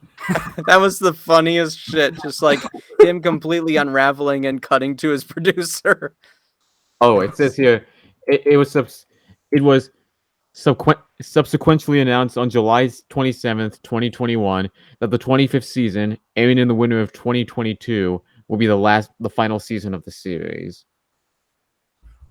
Yeah, well, I mean, like, it's surprising that the show is even still on. It's one of those shows where you're like, oh, it's still on. It's fucking supernatural. I know. Yeah, It's gone on. It's gone on for almost as long as a lot of soap operas. yeah. I that's the weirdest thing is when I go into like these homes for my job and there's just soap operas on where it's like this has been on since like the 40s, hasn't it? Yeah, yeah. Like, how do you stay fresh after 70 years of airing this program? I mean, that's the thing. They just change every couple of years. Mm-hmm. Like Right. it's like the same show in name only. At least shows like Meet the Press, you don't have to change. Eh, I guess. Yeah, Because they're new shows. They don't only need to change that much. that's true. Is The Simpsons still going? Yep. Okay, then we're not dead yet. Maybe we'll survive 2022. Yeah. The only thing that Everybody might acts kill like it the is Simpsons that is dead. Ghislaine Maxwell's now in jail. She might rat on Matt Groening. I'm not sure. Ooh, yeah. She has dirt on him. Oh yeah, that's right. Oh god. She's gonna get fucking murdered with a t-shirt cannon, and so we know that Matt Groening did it. Jeez. Baylor's thinking about it, trying to remember that episode. Oh yeah, I remember that episode. I lost my. Which episode are you talking about? The one where Maud Flanders gets killed with a t-shirt cannon. Oh right, that's right. that was gross. Mm-hmm. That was the part. I think that was probably the point where the show jumped the shark. I still think Yeah. that the show only lasted 11 seasons because the last episode, season 11, goes, "This is the final episode." Yeah. A lot of people think that the principal and the pauper is where the show jumped the shark. Which Well, I revealed mean, that yeah, Principal sure. Skinner was an imposter. Yeah, but I mean, like, it's clear that Mr. Skinner was an imposter because he wasn't actually from upstate New York, and he didn't actually make all those Steamed steamed hams. hams. Yeah. Uh, Delightfully devilish, Seymour. Well, Seymour, you're an odd fellow, but I must say, you steam a good ham. I will say, I think one of my favorite memes of the past couple years was not just steamed hams, but somebody taking the song "Through the Fire and Flames" and rearranging all of the quotes from it to play out the fucking steamed hams meme. Oh my That's god. awesome. I remember I saw this one meme where it's this one meme where it's like one day more from Les Mis, but every single character is Waluigi. I'm trying to. Yeah, I think that's the Brawl the Family Guy. That sounds like it. Hmm. Yeah, but the memes were okay this year. Some of them were a bit more esoteric. I will Yeah. say this though. I think my least favorite meme was that pondering the orbs one. That one was just not Which one funny. was that? It's this like, I'm not going to have sex. I'm going to ponder my orb, and it's like some mystic like truth seeker like from the 1600s, like pondering an orb, and like it just was run into the ground after one day. I have no memory of this. I don't It's either. still going. That's the thing. So yeah. Oh, our discussion of 2021 can't be complete if we don't talk about NFTs. Oh jeez. And God. cryptocurrencies. This is why I tweeted that shit earlier where I was like, we all deserve to die because of this fucking NFT shit. Yeah. Okay? It's literally, and I love the fact that it's literally just become Pit Crews. It's just become Pit Crews, copied and pasted, and this is apparently like the equivalent of the fucking Mona Lisa. where Yeah. it's just like, well, you can see the Mona Lisa, but you can't have a receipt for a fucking. And there was a guy yesterday who's become meme to shit, where they're like, all my apes are gone. Of course. It's Like, because it's a pyramid scheme. Yeah. Yeah, like ridiculous. cryptocurrencies and NFTs, they have no real value at all. But because Elon Musk did it, I guess that's one of the worst Yeah, memes. but of this because year. Elon Musk promoted on SNL, now How- we have commercial about cryptocurrencies with Matt fucking Damon as the spokesperson. And how the fuck did Elon Musk win Person of the Year? That was absolutely That was weird. I don't know. agree with that because we deserve that shit at this point. But he didn't even do anything this year. Yeah, He like was Wario. Of course he did something this year. God. yeah, the best SNL Nobody's- in history. Yeah, nobody's gonna take that Person of the Year shit seriously after this. No. I why remember couldn't it when have been, Person of the Year was you. At When they least were that like, made sense because goddamn YouTube was starting. and then they made Trump Person of the Year at one point, I think. Yeah, Well, it was He right when he kinda won the deserved election. it, though. Yeah, so they don't really have the best record. I think Hitler was won it at some point. I mean, Hitler was one of the most famous people to ever live, so So Yeah, it's at that I point think, where I you're think like, Gandhi was one too. yeah, so it's like it doesn't really. The Person of the Year is just like some dumb shit. Like it's like the Golden Globes. It has no real value at this point because it's old media. Like I remember I was texting about this with Baylor when Elon Musk was announced, and Baylor brought up a good point. If anyone should be Person of the Year, it should be the people that came up with the vaccine. But it's not working at this point. So, yeah, it is. oh, it is, but no one's taking it. Yes, they are. I mean, people are still taking it, especially now since Omicron's becoming more and more widespread. I mean, haven't a majority of Americans taking it? I mean, I haven't Let me looked look it into up. those numbers. I would maybe you're probably right, but my lack of faith in humanity is so much that I'm like, the Americans probably are still like, maybe I'll get the booster, maybe not. What does it say? Makes per time. How many people? Age. Hold on. How many? It's probably going to get worse now that everyone's going back to work or forced back to work more so. Yeah. Fauci Well, said so. According to this map, 57% of Texans have been vaccinated. Texas is a big ass state. The least amount of people that have been vaccinated are Wyoming with 47.5, Mississippi with 48.1, and Alabama with 47.6. Yeah, okay, yeah, that is sad. Yeah, it's sadder when you realize Wyoming. There's nobody who lives in Wyoming, but Yeah, there's like 2 people that live there. yeah. So, yeah, it's all shit. But NFTs, I mean, that's probably also gonna be like. I hate that it's still going. Yeah. It's supposed to be a fad. I was told over and over that it was a fad, but there's still these fucking dude bros being like, "Oh, NFTs have value."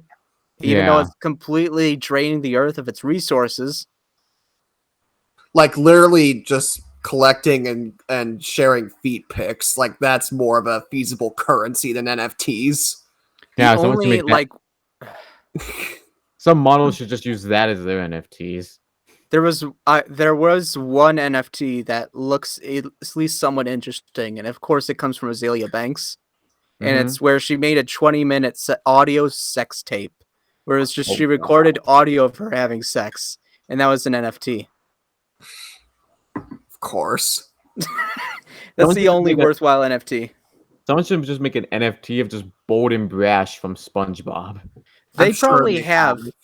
And they sold it for like 1,000 like shit coins or whatever it is. Yeah. But even now, I don't think I can.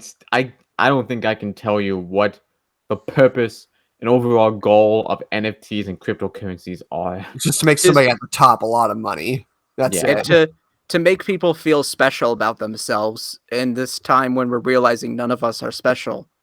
But if we have this virtual receipt that doesn't actually mean anything, where it's basically like if you purchase a star in the solar system, that's as much worth as it has. Where it's like, oh, you own this random star in the solar system. That's what NFTs are.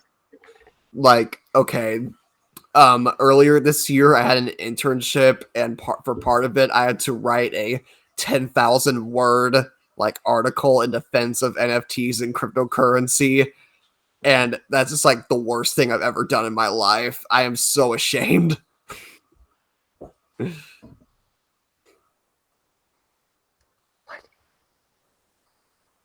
What? You Yeah. wrote an article like that?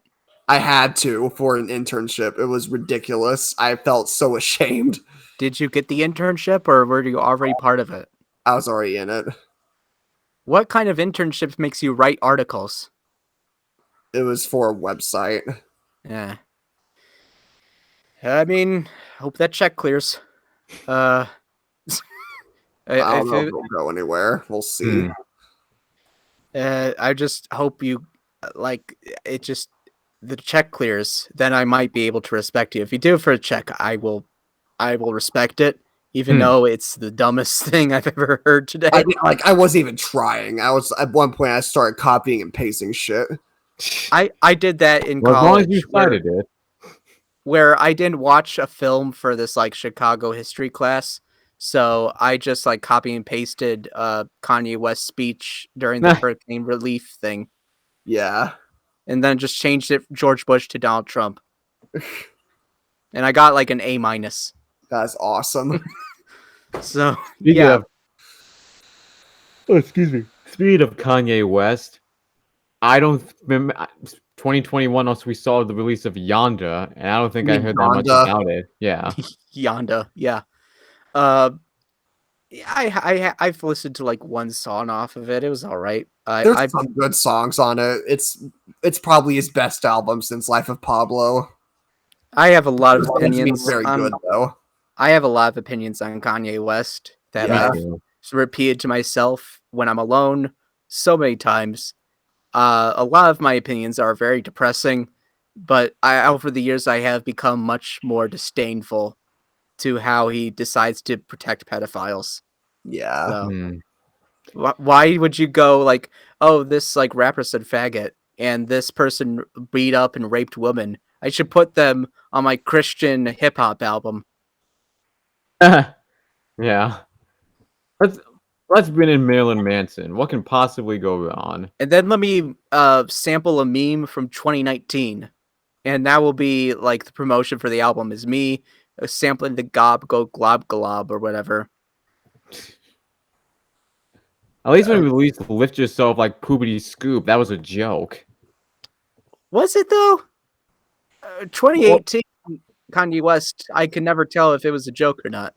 Like his joke songs and some of his serious ones were exactly the same. That's true. But I thought the whole point of Lift Yourself, like he was trying to get that beat so before like Drake did or something. That wouldn't surprise me if that's the actual like. But I mean, it's not even a good beat, so I don't know what they were fighting over. Yeah. Oh, speaking of Drake, Certified Lover Boy was also this year. I will say it is kind of fun just to see Kanye completely trample like Drake. And Drake say what you will about Donda. It was better than CLB. You said you were lesbian, I say me too. They just did a concert together. Yeah. And Kanye was performing all his classic tracks, and Drake was just performing songs from Certified Lover Boy. Once again, Kanye West aligning himself with pedophiles, so. Yeah. Well, what do you mean? Drake has been accused of grooming both Millie Bobby Brown and Billie Eilish. Oh yeah, I remember seeing the thing about Millie Bobby Brown. Yeah, I didn't know about Eilish. It's fucked up, and he probably is, but I mean, he's also just one of those like rapper guys, so I guess he just gets away with it. Yeah. Yeah, the whole DiCaprio thing again. DiCaprio's I'll stick up for DiCaprio because at least he stays above the age of 18. Right. Yeah. So it's technically not illegal. And you know what? He's Leo fucking DiCaprio. He made Don't Look Up, which is a seminal film of 2021. So, you know what? Good for him.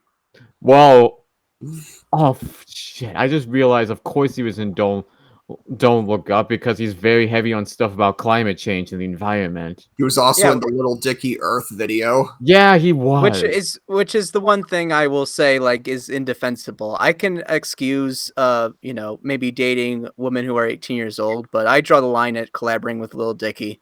Like that was fucking shit. Even This is my Kanye West favorite didn't collaborate song. on that song. That's the one thing I'll respect him for. This is my favorite song. It's awesome. Ain't nobody judge because I'm black on my controversial past. Fuck you, Little Dicky. That fucking song. I remember there's a meme video where it was like James Charles. And it was played because apparently he did a parody of Freaky Friday, the song he did with Chris Brown, and they just played the regular audio of it.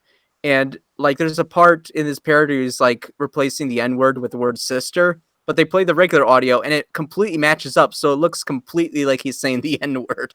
Oh no! So it's like amazing lip syncing. James Charles fucking got taken down. Like, yes, he did. I was just getting into his videos at that point. It's like I have this weird thing where I get into things immediately as soon as they're being canceled. I got into Channel Awesome in February 2012, and like 6 months later, Nostalgia Critic ended. So ended. Well, ended. The true Nostalgia Critic ended. Now we just have this fucking reboot shit. Nostalgia Critic Mach 1. I mean, Nostalgia Critic was never good. Let's be real. No. I mean, it wasn't. High art, but it was fun art. Like, yeah. And it's a very specific. It's not like I go into it looking for like a big analysis like his current videos. Oh yeah. I mean, I went back and watched some of his old videos a few days ago. They're fucking cringe. But at least back then cringe. he wasn't. Back then he wasn't trying as hard. It was still mostly just a side thing. Yeah. He only really started to try really hard in like his first time really doing it was like in 2011 when stuff like the Moulin Rouge video, which was a sign of things to come, which was that video fucking sucks.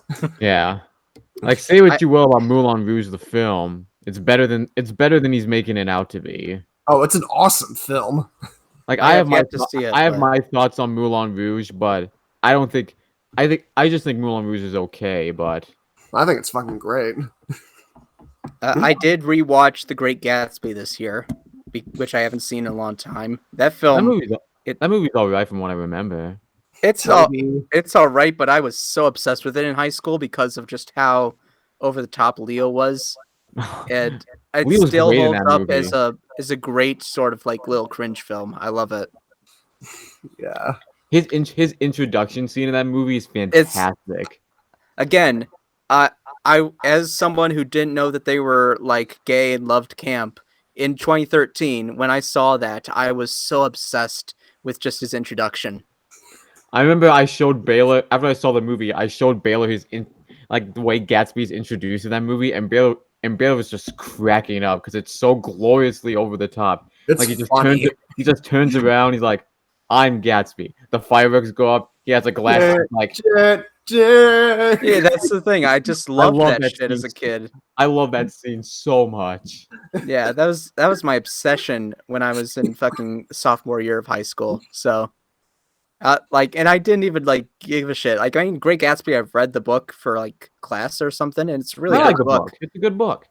But I mean, like, as a piece of just camp, Great Gatsby is such a fun movie. It is.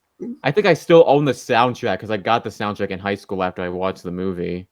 Soundtrack's spotty in places, but there's some great songs on it. Yeah. No Church in the Wild. Yeah, No Church in the Wild's on it. That's a great song. Oh yeah, definitely. I love the fact that there's just so much like hip hop, and some of it just does not work at all for the film. No. It works for like the party scenes, I think. Oh yeah, definitely. I listened to the soundtrack this year. I might get into some music stuff this year, but because there was some great music this year. Oh, there was.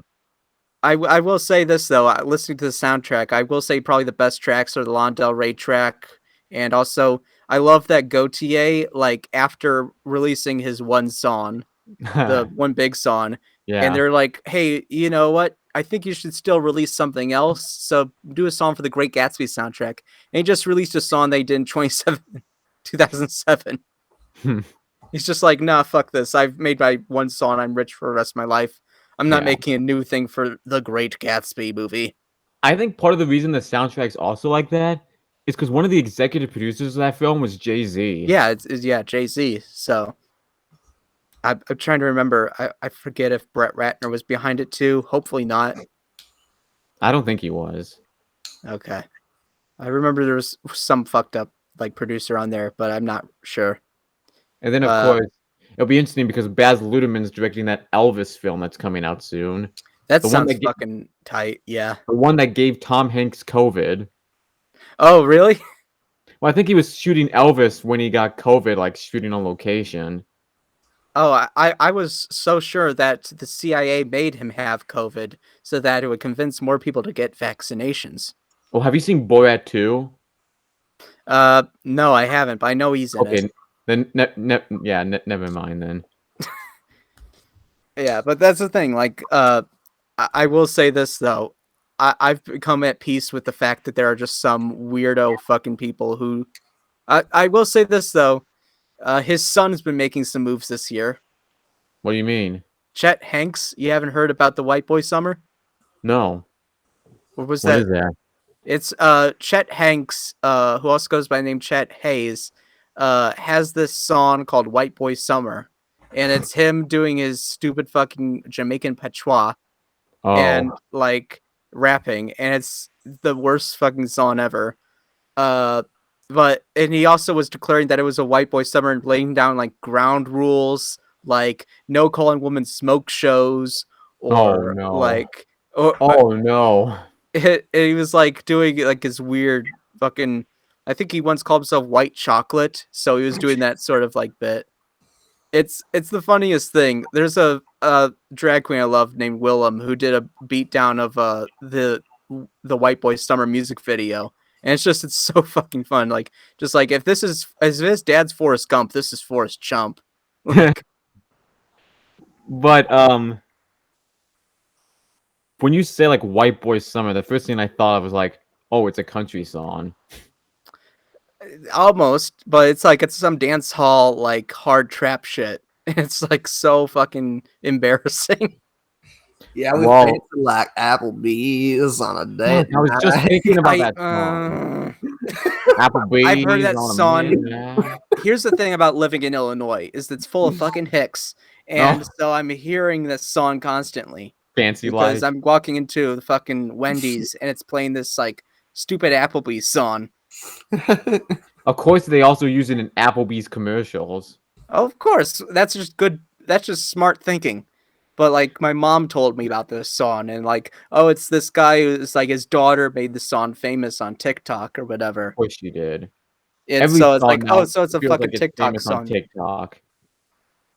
Yeah, but that's gonna crack the top 10, not fucking coconuts. I still need that song to crack the top 100. But anyway, yeah, that song's fucking annoying. That It is song is just so annoying. fucking It's annoying. catchy though. I can't get it out of my head. Well, yeah. Speaking of music, did you guys hear the Silk Sonic album that came out this year? Yes. That was a great album. That's probably my. I don't know. It might be my favorite album this year because I haven't listened to that many. Leave the Door Open might be my favorite song from this year. I love the song "Fly As Me" from that album. That was a great song. My favorite songs are Leave the Door Open, Smoking Out the Window, and After Last Night. I mean, like it's "Fly As Me" and that 777 song were also really good. Those are probably my top tracks from that. There's been a lot of great music. I mean, like, my fucking band released an album this year, so that was awesome. Uh-huh. Where's the cat go? Oh, she's still here. Okay, there it is. Yeah, my band released an album. It's been doing modestly. But yeah, there's also some great stuff. Pink Shift blew up this year. Great band. Right. I'm trying to think. I have mutuals with Diana Starshine. She did Charlie XCX covers album. That was great. Mhm. Yeah, just a lot of great music this year, honestly. Like, it was just a great year for music. I had I have t I have 2 friends up at UNT who are obsessed with Taylor Swift. So, of course, like, this year, I heard so much about, like, Red Taylor's version because that came out a few months ago, Yeah.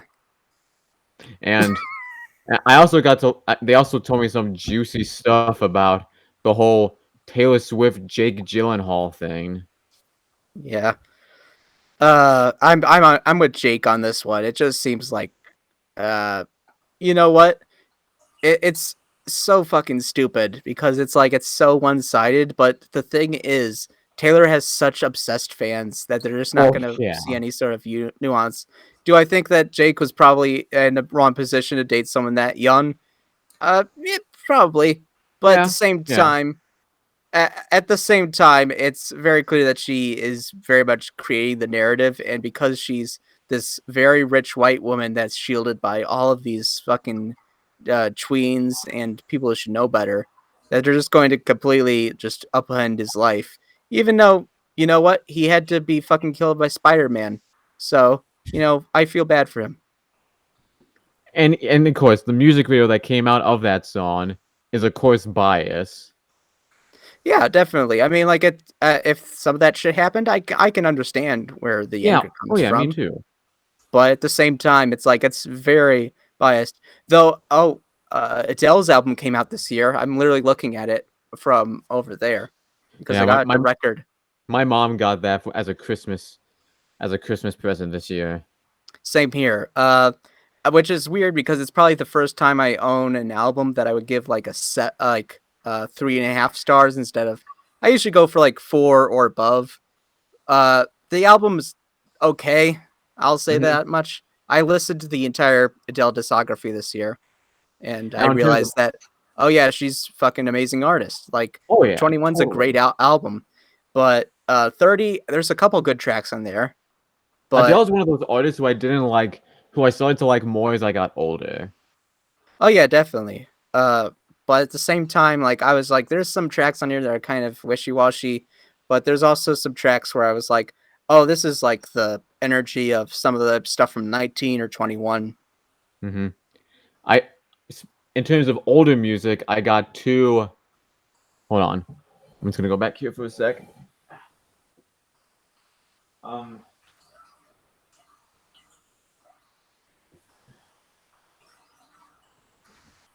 in terms of in terms of older music, I own a record player, so I got Dark Side of the Moon for Christmas. Nice. And then for my birth and then for my birthday I got Rumors. Those are literally the records I got the first time I got a record player for Christmas. So, Those 2 are fantastic albums and they sound great on vinyl. oh, absolutely. That was the reason I wanted a vinyl record player because it just felt like, okay, I listened to this digitally, Rumors. I listened to Rumors digitally, but I feel like it's something I need to play on a vinyl record player. Dreams sounds amazing on vinyl.